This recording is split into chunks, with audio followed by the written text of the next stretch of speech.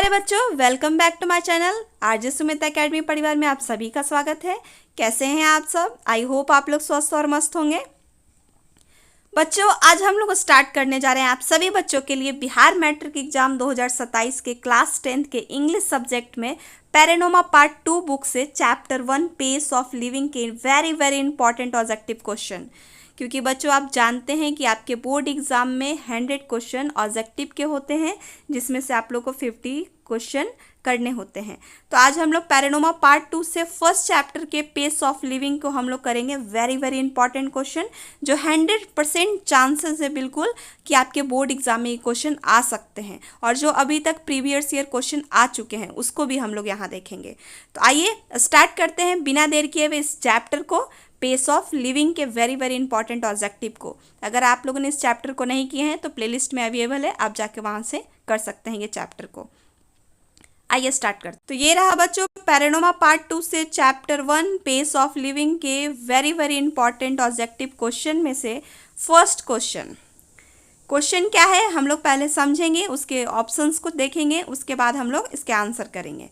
तो आइए question number 1 को समझते हैं। Question number 1, who is the author of the pace of living? सबसे इजी क्वेश्चन कि पेस ऑफ लिविंग जो आपका चैप्टर है उसके ऑथर कौन है। तो आंसर क्या होंगे, पहले ऑप्शन हम लोग देखते हैं। ऑप्शन क्या क्या अवेलेबल है। Option A RC Hutchinson, option B Toni Morrison, option C Satyajit Ray, option D Leo Tolstoy. Answer क्या हो जाएंगे बच्चों?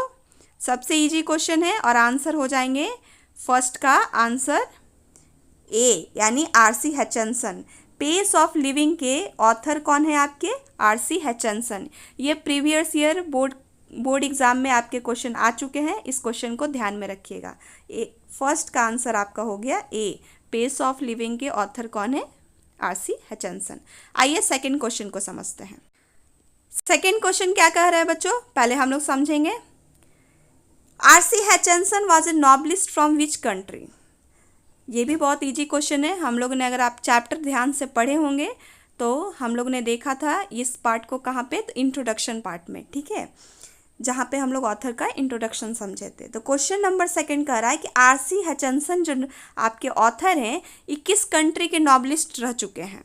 तो ऑप्शन क्या क्या अवेलेबल है, पहले ऑप्शन हम लोग देखेंगे। Option A America, option B British, option C French, option D Indian. तो आंसर क्या हो जाएंगे बच्चों? आंसर हो जाएंगे ऑप्शन बी, यानी ब्रिटिश। आरसी हचिंसन किस कंट्री के नॉबलिस्ट हैं? तो ब्रिटिश के, ठीक है। तो ये भी वेरी इंपॉर्टेंट क्वेश्चन है, ध्यान रखिएगा। आपका हो गया क्वेश्चन नंबर 2 के आंसर बी। आइए क्वेश्चन नंबर 3 को समझते हैं। क्वेश्चन नंबर 3 रहा बच्चों, आइए क्वेश्चन नंबर 3 को देखते हैं। क्वेश्चन नंबर 3 क्या कह रहा है? Question 3, according to the text, what does the R.C. Hutchinson capture in the pace of living? Question क्या कह रहा है बच्चों कि आपका जो चैप्टर है उसके टेक्स्ट के अकॉर्डिंग आरसी हचिंसन जो थे कैप्चर किए थे पेस ऑफ लिविंग में, किस चीज़ को दिखाए हैं, किस चीज़ को चित्रण किए हैं। कैप्चर का मीनिंग हम लोगों ने समझा था इंट्रोडक्शन पार्ट में कि आरसी हचिंसन ने इस चैप्टर में किस चीज़ को चित्रण किए हैं, बताए हैं, दिखाने का प्रयास किए हैं। तो ऑप्शन क्या क्या है, पहले हम लोग ऑप्शन देखते हैं। ऑप्शन फॉर ए क्या है? Beauty of rural area. क्या उन्होंने ब्यूटी ऑफ रूरल एरिया को इस चैप्टर में कैप्चर किया है? Option B agony of modern man and how fast movement of man and object under pressure. यानी जो एग्नी का मीनिंग होता है पीड़ा, यानी आधुनिक आदमी के पीड़ा के बारे में कैप्चर किए हैं, जो कि फास्ट मूवमेंट ला रहा है मैन में, ऑब्जेक्ट में, जिसके कारण क्या हो रहा है, दबाव बन रहा है। ऑप्शन सी क्या है? Option see the historical event of Dublin, यानी आरसी हचिंसन ने हिस्टोरिकल इवेंट जो डुबलिन में हुआ उस चीज़ के बारे में कैप्चर किया है। Option D economic growth of a small town, यानी स्मॉल टाउन के इकोनॉमिक ग्रोथ के बारे में कैप्चर किए हैं। तो आरसी हचिंसन ने इस चैप्टर में, पेस ऑफ लिविंग के चैप्टर में क्या कैप्चर किए हैं बच्चों? आंसर क्या हो जाएंगे? Option B agony of modern man, how the fast movement of man on object under the due pressure. यानी जो हमारे आधुनिक आदमी की कष्ट और पीड़ाएं हैं, जो कि तेज गति ला रहा है व्यक्ति में और वस्तु में, वो क्या कर रहा है, एक तरह से दबाव डाल रहा है। इस चैप्टर में, पेस ऑफ लिविंग के चैप्टर में आर.सी. हचनसन ने कैप्चर किया है। आंसर हो जाएगा आपका बी। आई होप आपको क्वेश्चन नंबर 3 समझ आया होगा। क्वेश्चन नंबर 3 का आंसर हो गया बी। अब हम लोग चलते हैं क्वेश्चन नंबर 4 की ओर। क्वेश्चन नंबर 4 क्या कह रहा है बच्चों, ये समझते हैं हम लोग। Question number 4, in the play seen in Dublin who was the chief character. यानी प्ले यानी नाटक, यानी डुबलिन में जो नाटक हुआ था, जो प्ले हुआ था, उसके चीफ कैरेक्टर यानी मुख्य नायक कौन थे। तो कौन थे, आइए हम लोग आंसर देने से पहले ऑप्शन को चेक करते हैं। ऑप्शन ए कह रहा है यंग बिजनेसमैन, क्या वो एक युवा बिजनेसमैन थे। Option B elderly corn merchant in the small Irish country town, यानी जो अनाज के व्यापारी, बुजुर्ग अनाज के व्यापारी थे, जो एक छोटे से शहर में, इरिश कंट्री में वो रह रहे थे, वो थे। ऑप्शन सी ए ब्रिटिश नॉवलिस्ट, क्या वो ब्रिटिश नॉवलिस्ट है चीफ कैरेक्टर। ऑप्शन डी ए फास्ट मूविंग पायलट, या फिर वो फास्ट मूविंग पायलट थे इस प्ले सीन में, डुबलिन में चीफ कैरेक्टर। तो आंसर क्या हो जाएंगे बच्चों, प्ले में जो प्ले डुबलिन में हुआ था, जिसको ऑथर देख रहे थे, उसके चीफ कैरेक्टर कौन थे।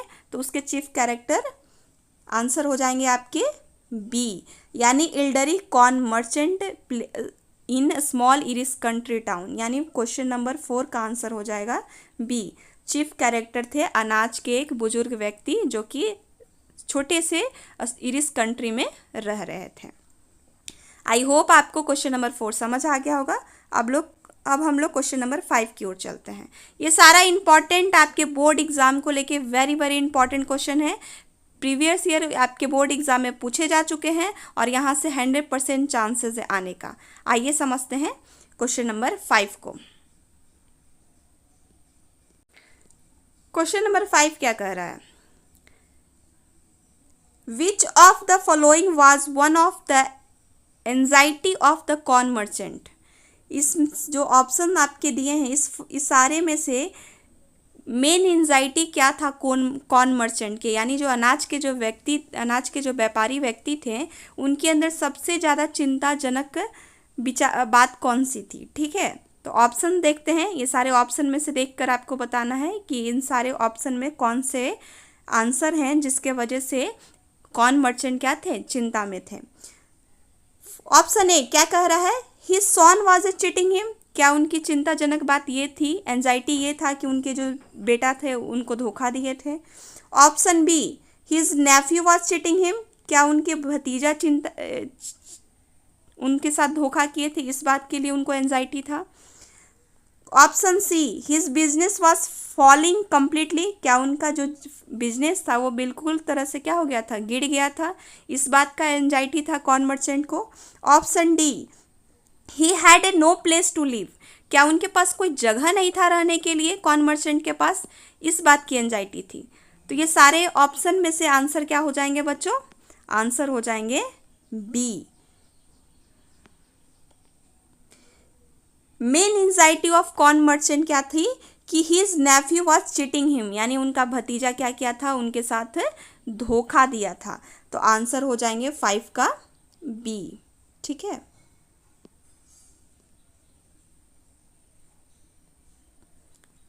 आंसर हो गया आपका 5 का बी। आई होप आपको क्वेश्चन नंबर 5 समझ आ गया होगा। आइए हम लोग क्वेश्चन नंबर 6 को देखते हैं। क्वेश्चन नंबर 6 क्या कह रहा है बच्चों, आइए समझते हैं। What a fantastic notation did the corn merchant wife have, यानी कॉर्न मर्चेंट की जो पत्नी थी, वाइफ थी, उनके पास फैंटेस्टिक नोटेशन क्या था। तो क्या था, आइए ऑप्शन देखते हैं क्या क्या ऑप्शन है। Option A spending $10 on a holiday. Option B buying a new car every year. Option C moving to a big city. Option D travelling around the world. तो आंसर क्या हो जाएंगे बच्चों, आंसर हो जाएंगे 6 के ए, यानी जो कॉर्न मर्चेंट की वाइफ थी उनकी फैंटेस्टिक नोटेशन क्या था कि स्पेंडिंग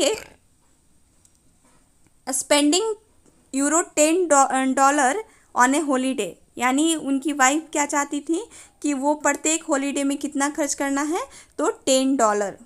तो आंसर हो जाएगा 6 का ए। आई होप आपको क्वेश्चन नंबर 6 भी बहुत अच्छे तरीके से क्लियर हो गया होगा। ये सारे इंपॉर्टेंट ऑब्जेक्टिव है, इसको ज़रूर कीजिएगा और एंड तक इसको सारे क्लासेस को कीजिएगा, ताकि आपके एग्ज़ाम में यहाँ से एक भी ऑब्जेक्टिव के क्वेश्चन नहीं छूटे बच्चों। तो क्वेश्चन नंबर 7 की ओर हम लोग चलते हैं। 7 को समझते हैं क्या कह रहा है। 7 क्वेश्चन क्या है, what was the most enchanting line in the play of author. Author के लिए जो प्ले उन्होंने देखा था उसमें इंचेंटिंग लाइन कौन सी थी, यानी सबसे मोहित कर जाने वाला वाक्य कौन था उस नाटक में। तो ऑप्शन देखते हैं क्या क्या ऑप्शन है। Option A, life is too short to worry about a business, मतलब जीवन जो है काफ़ी छोटी है, इसके लिए क्यों चिंता कर रहे हैं इसकी जीविका को चलाने के लिए। Option B, they tell me there was a aeroplane now that goes the 1000 miles an hour, now that too fast. Option C, money can buy everything. Option D, you are living in the wonderful century.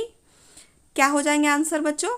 Answer हो जाएगा आपका option B, यानी सबसे most enchanting line author के लिए क्या था कि देयर वाज अ एरोप्लेन, यानी वहाँ पे एक हवाई जहाज है, नाउ डैट गोज, यानी वो उड़ान भर रही है कितने से, तो 1000 माइल प्रत्येक घंटा वो रफ्तार भर रही है, और वो क्या हो गई है, काफ़ी ज़्यादा और तेज़ हो गई है, नाउ डैट टू फास्ट, और वो और भी तेज़ हो गई है। तो ये क्या था, ये जो इन लाइन है आपके प्ले ऑथर को काफ़ी ज़्यादा इंचेंटिंग लाइन लगा था प्ले में, नाटक में। तो आंसर हो जाएगा आपका 7 का बी। ठीक है, आई होप आपको क्वेश्चन नंबर 7 भी बहुत अच्छे से क्लियर हुआ होगा। आइए क्वेश्चन नंबर 8 की ओर हम लोग चलते हैं। सबसे इम्पॉर्टेंट, ये सारे इम्पॉर्टेंट ऑब्जेक्टिव है बच्चों, इसको आप एक भी क्वेश्चन को नहीं छोड़िएगा। क्वेश्चन नंबर 8 क्या कह रहा है, how does the author describe the corn merchant complain during the moment of despair, यानी जब ऑथर जो है यहाँ पे कॉर्न मर्चेंट जब निराशाजनक स्थिति को जो अपना शिकायत कर रहा था उसको कैसे दिखाया है, यहाँ पे किस बात से दिखाया गया है। तो आइए समझते हैं, ऑप्शन को चेक करते हैं, ऑप्शन क्या क्या है। Option A, completely logically and practically, क्या ऑथर को यहाँ पे जो कॉर्न मर्चेंट शिकायत कर रहा था अपने निराशाजनक स्थिति में, उनको एक लॉजिकली लगा, प्रैक्टिकली लगा। Option B, glorious irrelevant to the on situation. Option C, helpful for to his business. Option D, dangerous for the society. Answer क्या हो जाएंगे बच्चों? आंसर हो जाएंगे 8 का बी, यानी ऑथर का जो ये कंप्लेन करने का जो कॉर्न मर्चेंट का निराशाजनक स्थिति में थी, उनको कैसा लगा? ग्लोरियस, यानी बिल्कुल सही स्थिति लगी, जो अपनी सिचुएशन को क्या कर रहे थे, बता रहे थे। यानी क्वेश्चन नंबर 8 का आंसर हो जाएगा आपका ऑप्शन बी। ध्यान में रखिएगा, वेरी इंपॉर्टेंट क्वेश्चन ये सारे। ये रहा क्वेश्चन नंबर 9 बच्चों। अब हम लोग क्वेश्चन नंबर 9 को समझते हैं। क्वेश्चन नंबर 9 क्या कह रहा है, how does the author enjoy the going in the car providing drive it is not on car, यानी ऑथर जो है कह रहे थे कि मैं भी क्या करता हूँ, मूवमेंट को, गति को क्या करता हूँ, आनंद लेता हूँ कार को चलाने में, जब क्या हो, कार क्या हो, मेरे पास हो और मैं उसको क्या करूँ, ड्राइव करूँ और उसको क्या करूँ, वो मेरी कार नहीं हो। तो कितने स्पीड से वो चलाना चाह रहे थे इस कार को। ऑप्शन क्या क्या है ये देखते हैं। Option A, 50 miles an hour, क्या वो 50 घंटे प्रत्येक घंटे की रफ्तार से चलाना चाह रहे थे, 50 miles an hour। Option B, 17 miles an hour। Option C, 90 miles an hour। Option D, 100 miles an hour। Answer क्या हो जाएंगे बच्चों? आंसर हो जाएंगे आपके सी, यानी 90 miles an hour। उसका अपने जो रफ्तार को आनंद लेना चाह रहे थे कार को चलाने के लिए, जब उनके पास खुद की वो कार ना हो, और कितने रफ्तार से चलाना चाह रहे थे गति से, तो वो 90 माइल प्रत्येक घंटे की रफ्तार से वो कार को चलाना चाह रहे थे। आंसर हो गया आपका 9 का सी। वेरी इंपॉर्टेंट ये क्वेश्चन है, अभी तक आपके बोर्ड एग्जाम में ये क्वेश्चन 100% आ सकता है, इस बात को ध्यान में रखिएगा। आंसर हो गया आपका 9 का सी। क्वेश्चन नंबर 10 क्या कह रहा है ये समझते हैं बच्चों। Question number 10, according to the author what does the dining in the London and lunch in the New York next day provided. यानी ऑथर जो यहाँ पे ये बात कह रहे थे कि मैं क्या चाहता हूँ कि लंदन में क्या करूँ, डिनर करूँ, और लंच कहाँ करूँ, न्यूयॉर्क में करूँ। तो ये किस चीज़ को बता रहे हैं? तो आइए ऑप्शन देखते हैं। ऑप्शन क्या क्या अवेलेबल है क्वेश्चन नंबर 10 के। Option A, real and deep dissatisfaction of travel. क्या यही वास्तविकता है, गहराई है, संतुष्टि है यात्रा का। Option B, superficial sense of drama and excitement. Option C, completely exhaustion and abandoned. And option D, traditional experience of travel. यानी आंसर क्या हो जाएंगे बच्चों? ये आंसर हो जाएंगे बी। यानी ये जो लाइन है क्वेश्चन नंबर 10 के आंसर होंगे B, a superficial sense of drama and excitement. यानी ये सिर्फ क्या है, बनावटी आनंद दे सकता है कि अगर हम लंदन में क्या करें, डिनर करें, लंच करें, न्यूयॉर्क में, ये क्या करेगा, हमें ऊपर दिखावटी बनावटी आनंद दे सकती है, लेकिन ये अंदर से एक्साइटमेंट नहीं दे सकता है। इतनी रफ्तार भी हमारे जीवन के लिए सही नहीं है। तो क्वेश्चन नंबर 10 के आंसर हो गए आपके ऑप्शन बी। ये वेरी इंपॉर्टेंट क्वेश्चन है, ये आपके 100% इस बार आपके बोर्ड एग्जाम में आ ही सकते हैं। आप इस क्वेश्चन को ध्यान में रखिएगा। क्वेश्चन नंबर 10 का आंसर बी। आइए क्वेश्चन नंबर 11 की ओर देखिए। क्वेश्चन नंबर 11 क्या कह रहे हैं बच्चों, आइए समझते हैं। What kind of travel does the author feel exult by the ultra fast modern travel. यानी ऑथर जो है क्या फील करते हैं, ये जो तेज गति है उस यात्रा में क्या महसूस करते हैं। तो आइए ऑप्शन चेक करते हैं। ऑप्शन क्या है? Option A, travel across the continents. Option B, real pleasure of the travel like a fun who you get from the country buses in Somerset or Spain. Option C, travel by bullet train. Option D, luxury crypsis ship journey. यानी किस तरह से travel करना चाहते थे fast movement में author? तो answer हो जाएंगे ऑप्शन बी। यानी रियल प्लेजर ऑफ ट्रैवल क्या है, यानी यात्रा का आनंद क्या है कि वो क्या हो, एक सोमरसेट स्पेन जो गांव है उसमें वो क्या करे, बिल्कुल बस में यात्रा करे। यही इनके लिए रियल यात्रा का आनंद है। तो आंसर हो गए आपके 11 के B, option B. I hope आपको क्वेश्चन नंबर 11 भी समझ आया होगा। आइए क्वेश्चन नंबर 12 की ओर देखते हैं। 12 क्या कह रहा है? According to the author what does the speed become something unfriendly. यानी ऑथर के अकॉर्डिंग स्पीड क्यों है जो उनके लिए अनफ्रेंडली बन जाता है। तो आइए ऑप्शन देखते हैं। ऑप्शन क्या क्या है? ऑप्शन ए क्या कह रहा है? When a car break down on the highway. क्या कार जब टूट जाती है, हाईवे में खराब हो जाती है तब। When a mental activities of our time trend to be follow the pace of machine. यानी तब जब हमारा जो मानसिक क्रिया है, मानसिक जो फंक्शन है वो कहीं ना कहीं हमारा कैसा समय फॉलो करने लगे, मशीन की तरह काम करने लगे, तब उनके लिए अनफ्रेंडली हो जाती है speed. Option C, when a petrol price increase drastically. Option D, aeroplane fly above the 1000 miles an hour. या फिर जो हवाई जहाज़ है वो 1 घंटे रफ्तार के हिसाब से प्रत्येक घंटे में उड़ान भर रही है। तो आंसर क्या हो जाएंगे? ये काफ़ी इजी क्वेश्चन है, हम लोगों ने, अगर आपने चैप्टर अच्छे से किया है तो आपको आंसर आ जाएगा। तो ऑप्शन क्या हो, आंसर क्या होंगे बच्चों? आंसर हो जाएंगे B, when the mental activities our time trend to be follow the pace of machine. यानी जब हमारा मेंटल एक्टिविटीज़ भी कैसे काम करने लगेगा, मशीन के रफ्तार से काम करने लगेगा, तो क्या हो जाता है, स्पीड वहाँ पे ऑथर के लिए अनफ्रेंडली हो जाता है। तो आंसर हो गया आपके 12 का बी। आई होप आपको क्वेश्चन नंबर 12 भी समझ आया होगा।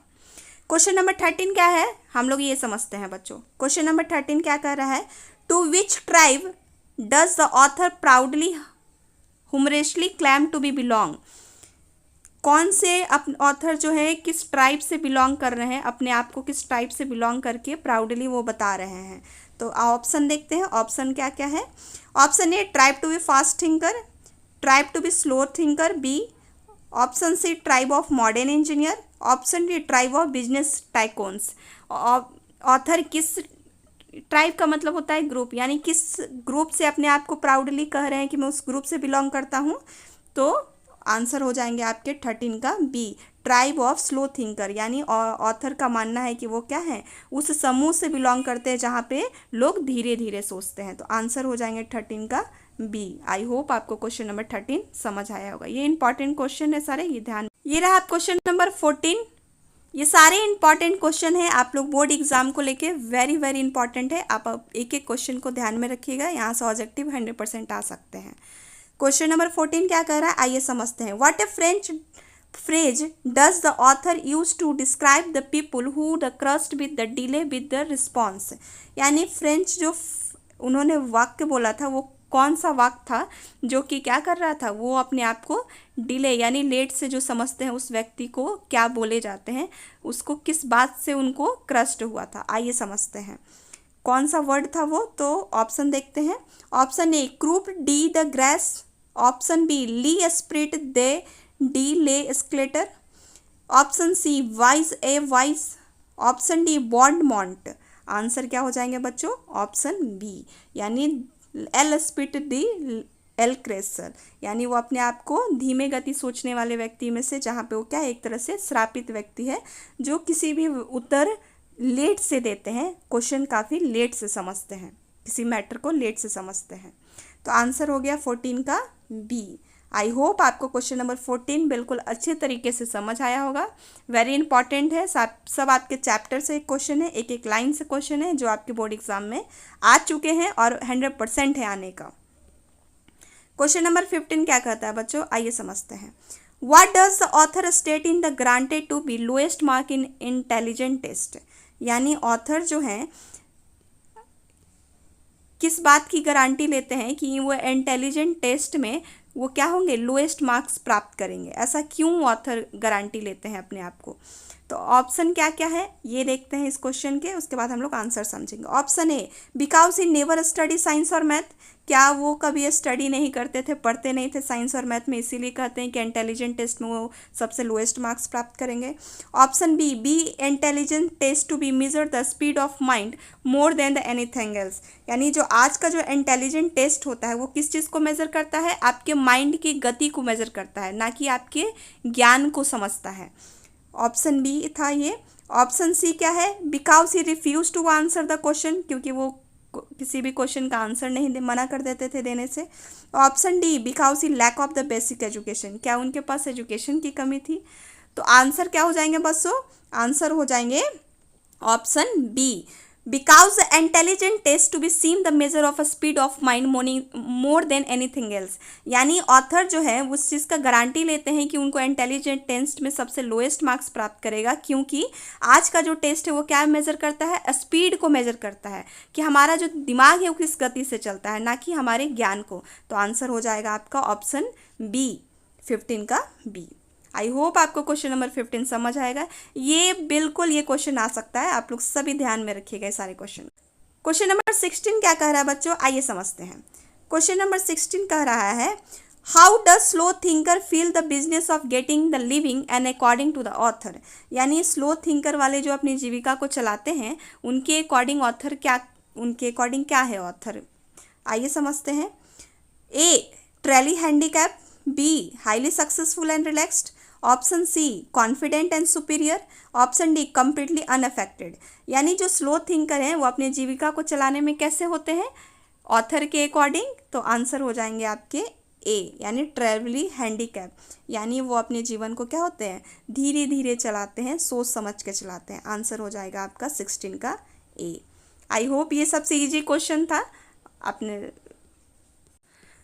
क्वेश्चन नंबर 19 क्या कह रहा है बच्चों, आइए समझते हैं। According to the text how does the author describe the mind easily keep with the rapid change of the scene and action in the cinema, यानी जो ऑथर हैं उनके लिए जो जब वो सिनेमा में देखने गए थे तो उनका माइंड क्या इजिली ट्रैक कर पा रहा था, जो रैपिड चेंज हो रहा था सीन और एक्शन में, तो उनके अकॉर्डिंग कैसे हो रहा था। आइए समझते हैं ऑप्शन क्या क्या है। पहले option A mind that work in lower gear, क्या उनका जो माइंड था बिल्कुल धीमे गति से काम कर रही थी।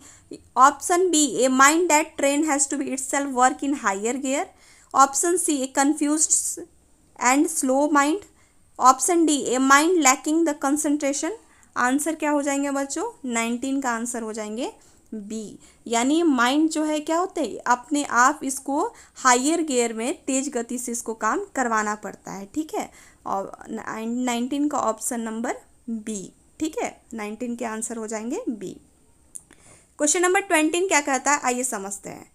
Compare to people 30 years ago, how does the author fellow patient in cinema thinking, यानी ऑथर के अकॉर्डिंग कैसा जो फेलो पेशेंट होते हैं, जो कि 30 साल पहले जो व्यक्ति जो सोचते थे, वो आज के व्यक्ति उसके हिसाब से कैसे हैं। तो आंसर क्या हो जाएंगे, आइए ऑप्शन देखते हैं। ऑप्शन ए क्या है, मच स्लोअर, क्या वो काफ़ी ज़्यादा धीरे सोचते हैं। Option B, at the exact same pace, क्या उसी स्पीड से सोचते हैं जो 30 साल पहले जो व्यक्ति सोचते थे। Option C, much faster. Option D, with the complete confusion. Answer क्या हो जाएंगे बच्चों, आंसर आपके हो जाएंगे सी, यानी मच फास्टर, यानी जो 30 साल जो पहले व्यक्ति सोचते थे उससे भी ज़्यादा आज के व्यक्ति क्या होते हैं, ज़्यादा सोच रहे थे ऑथर के अकॉर्डिंग सिनेमा में। ठीक है, यानी क्वेश्चन नंबर 20 का आंसर आपके हैं सी। आई होप आपको क्वेश्चन नंबर 20 समझ आया होगा। आइए क्वेश्चन नंबर 21 को देखते हैं बच्चों। क्वेश्चन नंबर 21 क्या कह रहा है, क्वेश्चन नंबर 21 क्या कह रहा है, why do people nowadays think much faster than the 30 years ago according to the author. Same ही क्वेश्चन है कि 30 ईयर्स पहले जो व्यक्ति सोचते थे वो फास्ट क्यों सोचते हैं, ऐसा क्यों मानना है। तो आइए ऑप्शन देखते हैं। Because the better of a schooling system, B, because of those who do not first in the higher street nowadays get another chance in this world think that all. Option C, because the books have the more advance. Option C, because of fast pace video game. क्या हो जाएंगे answer बच्चों, answer हो जाएंगे आपके B, यानी according to the author जो आज की दुनिया में अगर तेज नहीं सोचेगा तो वो क्या हो जाएगा, दूसरी वो मौका नहीं मिलेगा उनको इस दुनिया को समझने के लिए। आंसर हो जाएंगे आपके बी, 21 का आंसर बी। आई होप आपको क्वेश्चन नंबर 21 समझ आया होगा। आइए क्वेश्चन नंबर 22 की ओर चलते हैं। 22 क्या कह रहा है, what is the meaning of the word dicky in the given glorious. सबसे इजी क्वेश्चन बच्चों कि डिकी का मीनिंग इस चैप्टर में क्या है, जो आपका वर्ड मीनिंग दिया है उसमें क्या है। तो आंसर क्या होंगे, ध्यान रखिएगा आपके वर्ड मीनिंग से भी क्वेश्चन आते हैं। तो आंसर ऑप्शन क्या क्या है, पहले ये चेक करते हैं। Option A, highly imaginative. Option B, weak hearted, collagen expression. Option C, state of hopelessness. And option D, damaging. Answer क्या होंगे बच्चों, आंसर हो जाएंगे बी, वीक हार्टेड, यानी कमज़ोर दिल वाले और जिनके पास ज़्यादा बोझ के तले वो दबे हो। तो क्वेश्चन नंबर 22 का आंसर हो जाएंगे ऑप्शन बी। आई होप आपको क्वेश्चन नंबर 22 अच्छे से समझ आया होगा। आइए क्वेश्चन नंबर 23 को देखते हैं। क्वेश्चन नंबर 23 का है, what does fanciful meaning according to the glorious. ये सारे वर्ड मीनिंग से क्वेश्चन है, तो फैंसीफुल का मीनिंग क्या होगा, आइए ऑप्शन देखते हैं। ऑप्शन ए क्या कह रहा है, pertaining to be surface only. Option B, highly imaginative. Option C, pre convenience notation. And option D, having the power of cast spell. Answer क्या हो जाएंगे बच्चों, ऑप्शन सी। ठीक है, यानी जो फैंसीफुल यानी काफ़ी ज़्यादा खर्च करने वाले, प्री कन्विंस नोटेशन, ठीक है, जिसको सबसे ज़्यादा जो खर्च करने वाले व्यक्ति हो। क्वेश्चन नंबर 24, अब हम लोग लास्ट क्वेश्चन की ओर चल रहे हैं। लास्ट सेकंड क्वेश्चन 24 नंबर क्या कह रहा है, according to the glorious how is despair define.